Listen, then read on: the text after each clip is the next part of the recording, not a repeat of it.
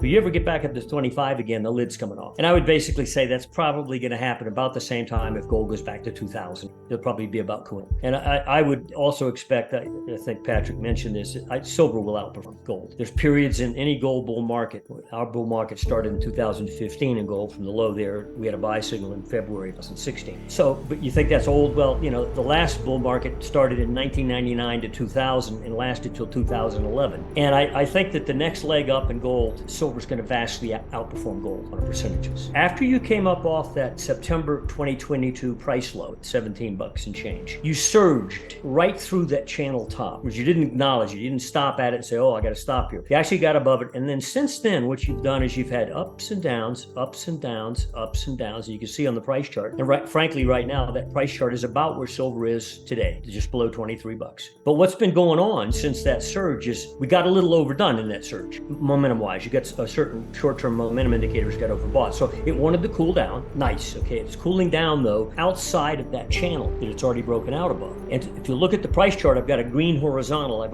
It's what I'd call an idiot line because, everybody can draw it. It's crossed prior monthly closes. And there's 3 monthly closes up there around $25. We traded above there. This year we got to 26, but the monthly closes are all around 25, 25, 25. That's going back to March of 2022. So there's a horizontal structure there. And I'm sure if you ever get silver back to 25, they're going to take the lid off of it. Okay. But we're below 23, so it's time to focus on this. Is the upturn underway? Now go to the bottom chart, and what you've got there is each monthly close plotted in its relationship above or below the current 36-month moving average. And as you can see in that surge in 2020, we get pretty excessive, went up to 70% over. Okay, so it got hot, so it wanted to cool off. And while silver basically waffled for the next 2 years between 22 and 28 on the price chart, that momentum cooled off, kept coming down toward the rising 36-month average. So the oscillator was getting a correction. Price was chunking sideways until you got that stinger, that price chart stinger in August, September of last year. Momentum got under the 36-month average, under the zero line. But that average is really not technically important. In other words, it's not structurally important to hold it or whatever. It's just a yardstick to measure by. But look what's happened since we made that low late last year. The momentum readings have come up through a 3-point downtrend line. Just like price went through a channel, momentum broke out over a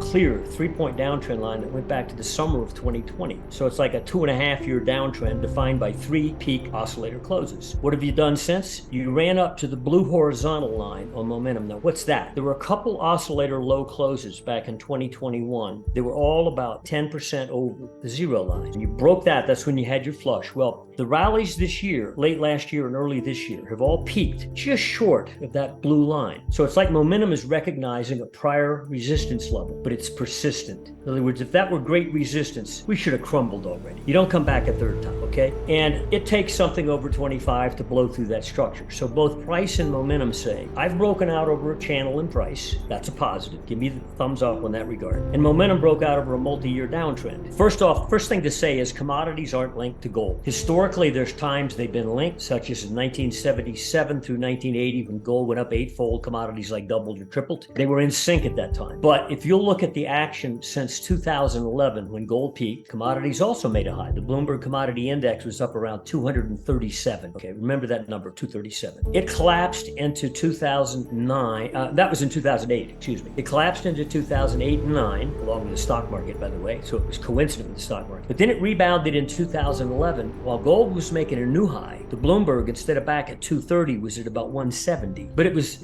trying to come back up. But then that whole asset category went down under 60. So we had a market in 2008 that was at 237. And in late 2020, it was trading under 60. You had a wipeout. Numbers, commodity prices were taken effectively what we call theoretical zero. So as an asset category, just on valuation, it was ridiculous. Okay. But commodities were continuing down from 2015 through 2020, like an arm wrestling decline, not a collapse anymore. Just they couldn't breathe. Okay. During that time, gold doubled. Gold went from 1,000 to 2,000 by 2020, summer of 2020. But it doubled, went to 140. Now, it's interesting where that Bloomberg chart, you look at the top, there's two charts there. There's a monthly price chart going back to 2008, and there's an annual momentum chart below it. By annual momentum, what we do is we measure each monthly bar of price. How much above or below 36-month average is that action? So it's an oscillator, okay? And it creates a different chart picture than what you see on the price chart. And that's why in late 2020, we turned bullish, because it was a massive upside breakout on the momentum charts. Price followed.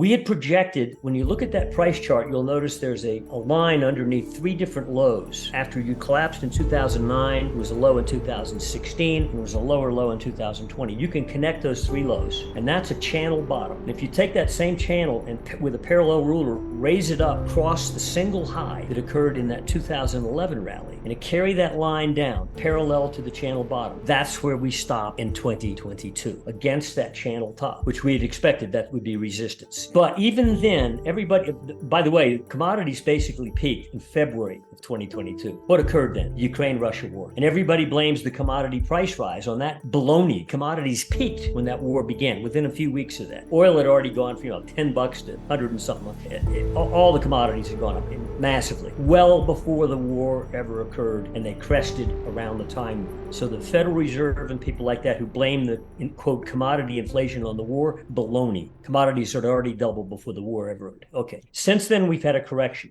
Now in price, you're coming down off that channel top. So pay attention to that channel top going forward. Right now with the Bloomberg's around 103 to 107 this month, trading in that range. Its recent low was under 100. It's had a corrective pullback. Didn't go back down to 50 or 60. Okay, so it's been a protracted correction in commodities, very orderly too, not a collapse. So it was supported on the way down. And now it's sort of cupped up a bit. And we think the turn is underway now, back to the upside. But if you ever get that price chart up to the top of that channel again, don't expect it to stop. That's when the second wave really hits commodities on the upside. And right now I'd throw out a price level, upper 120s. You ever see that again? You don't have to go back up to 140. You're going to break through that channel. And at that point, this parallel channel on price that goes back to 2009, multi-year channel, is going to break out.